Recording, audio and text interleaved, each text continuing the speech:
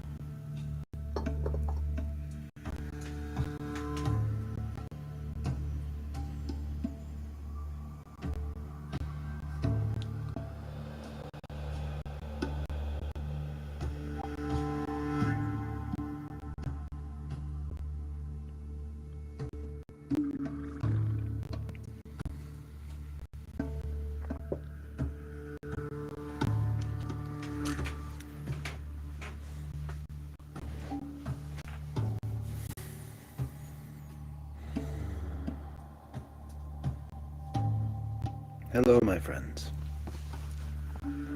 Welcome. Today's Thursday. It's Journey Home Meditation.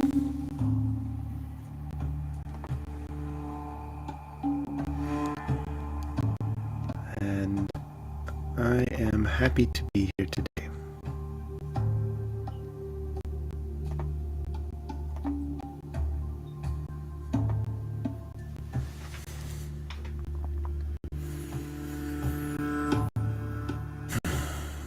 I'm just settling in with getting used to this new format.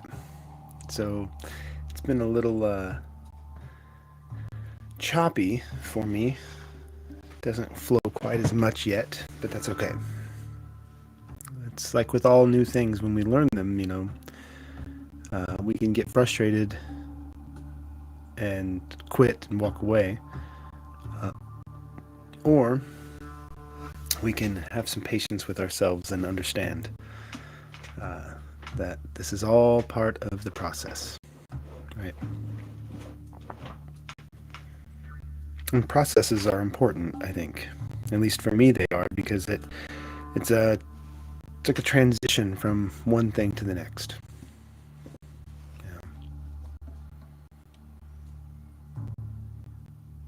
I'm sure that there is the greater possibility of just deciding, oh, this is the way I want to feel. Okay, I feel this way. This is the thing I want to do. Okay, I'm doing this thing. I'm sure that's possible. But there's something, maybe it's my attachments to it, but there's something beautiful about the process. About learning all of the ways in and ways out. No?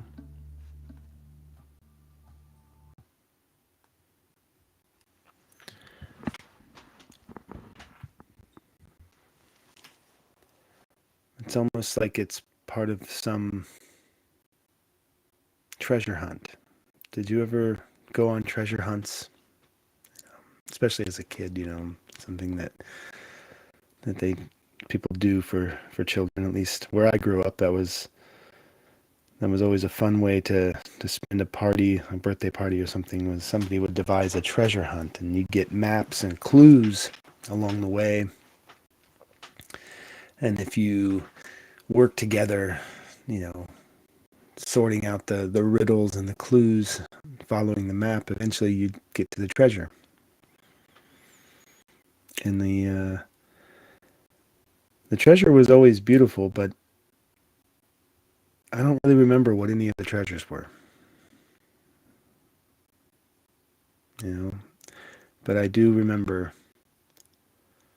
just the act of being on this hunt for something that we didn't know what it was. That was something. That was something. In many ways, I think that our practices are somewhat like this.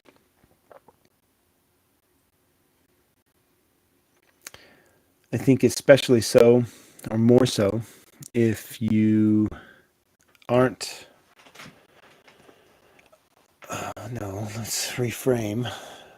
More so if your focus is on the process and the experience of the process along the way, and less so on some specific goal. So maybe today, instead of thinking, I want to become a healthy person, I want to become a strong person, I want to become a happy person, I want to become a person who doesn't suffer, I want to be a person who feels no pain. You know? Instead of all of that want, maybe for today, let's just say, I'll become. I will become. That's for all of our practitioners of Western occult magic, using the word will. I will become. We can also just break it down to its essence and say, I become. And even one step further, become. Become. So that's going to bring us into our morning practice as we consider what it is to become. In this morning's practice, I intended to share this practice yesterday, but I thought, I'm going to go on this tangent that I was on, and so I didn't end up sharing it. But today, I thought maybe it would be a good day.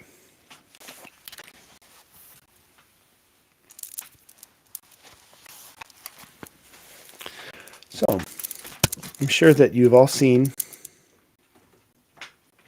people wearing beads such as these. Maybe you see them around necks or around a wrist, like so. But these beads are pretty ubiquitous within yoga communities, spiritual communities, meditative communities.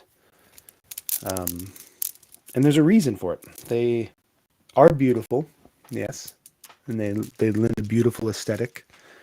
And I don't think I think it's okay to not shame aesthetics. I think that the way we beautify ourselves, beautify our environment, it's all an expression of an inner beauty or a greater beauty and a recognition of it. And the way I color my walls with tapestries, it's the same way I color the walls of my mind with thoughts. And I can choose what those thoughts are when I'm with myself, right? When I am in my body, I'm in my mind, and I'm in myself all together, I can have the wherewithal to choose how I paint the inside of my mind. Right? And these tapestries are the same thing. The paint on my walls, it's the same thing. It's making a conscious choice to color our world in the way that we find pleasing and beautiful.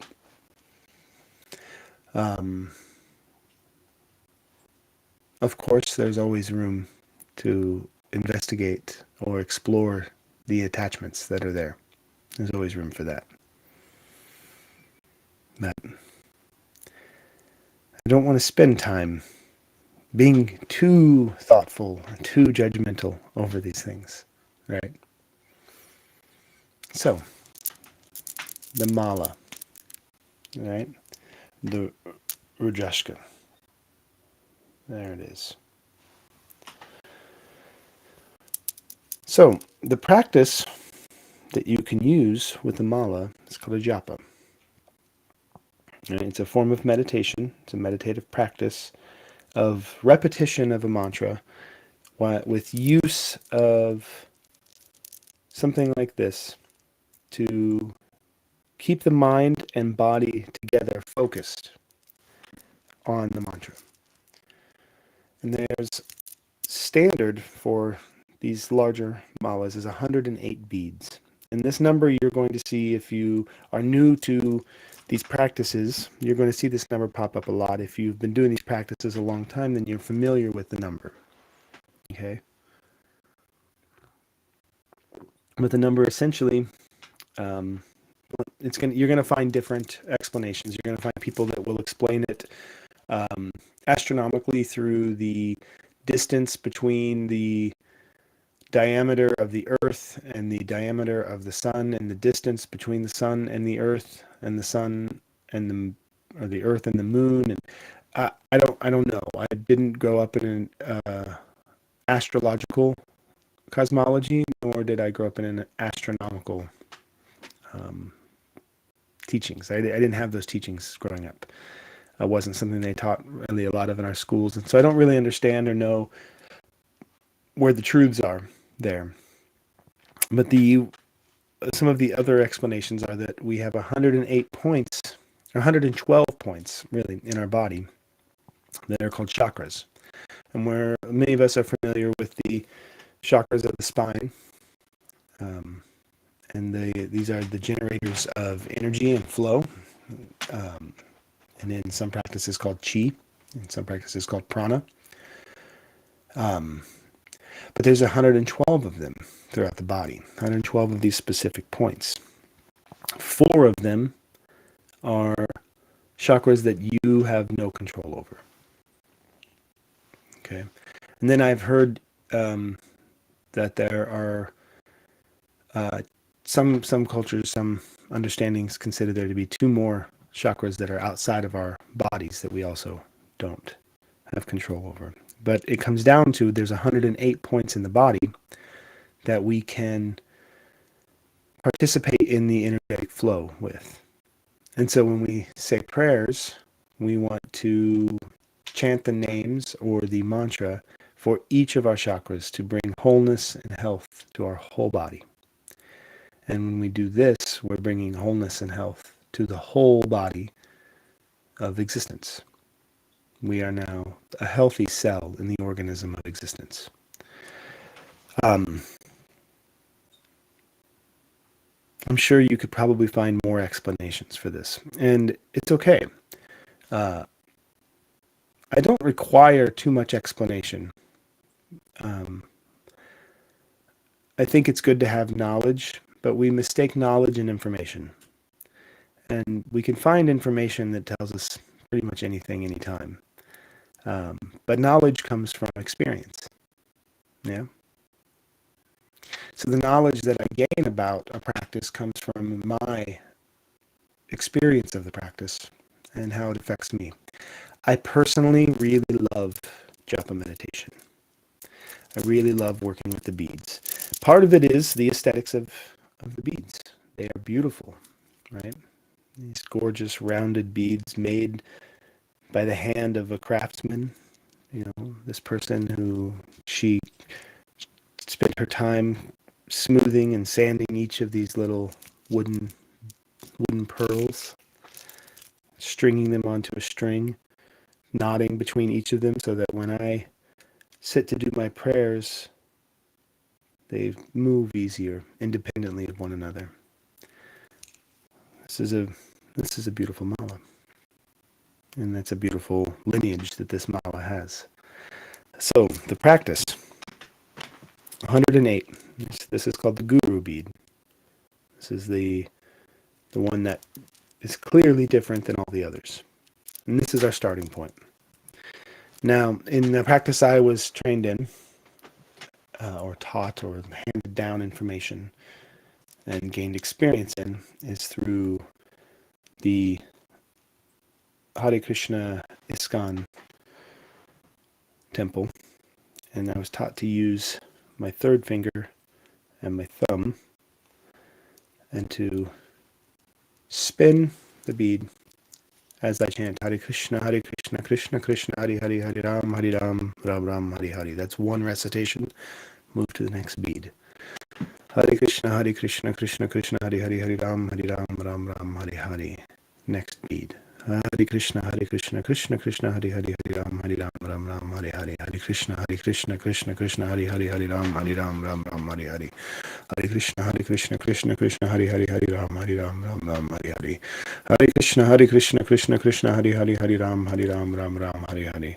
Hare Krishna, Krishna Krishna, Hare Hare, Hare Ram, Ram, Hare Hare. So, in doing this, I am focusing the mind on speaking or thinking or singing the mantra. I'm focusing my body on the bead, putting my energy and my focus of my physical body on the bead. I'm keeping track without having to keep a conscious track. You know, you ever tried chanting, chant 10 times without counting it on something, you know, now do it 108 times. So this is a tool. This is a tool that helps us. So in our practice this morning, we'll warm up with a few breaths and we'll sit in a japamala meditation. And I think the meditation for this morning, the blessing that we'll send to each of our chakras. And we don't have to do 108 together here. I know you're busy, and I've got things to do as well. But maybe we can do a practice of a chant that we do, a mantra we do quite often here. And that's, I am not this body, I am not this mind. So let's sit. You don't have to have a beaded mala if you don't have one. You can also use a beaded bracelet, a necklace, and it doesn't have to have 108 beads. But this is the traditional mala, and this would have 108. That's why I'm showing it to you. You can even, I also use, I don't have it with me, it's on my counter. I also use a ring sometimes that I spin. It's a spinning ring. It's like a fidget ring, but it's specifically for meditation. This ring is. It's got beautiful decoration on it of Om Mani Padme Hum on the ring. And when I put that ring on my finger and I spin and I chant, then it helps to ground me into the practice. And it's making use of multiple functions of my outer self. You know, it's making use of my tactile functions, making use of sound, making use of repetition. So it's a Ganga deal of meditation. We have a lot of different forms of meditation coming together with this practice. But for today, let's breathe. Find your meditation position. I'm in a chair, so I'm going to put my feet flat on the ground.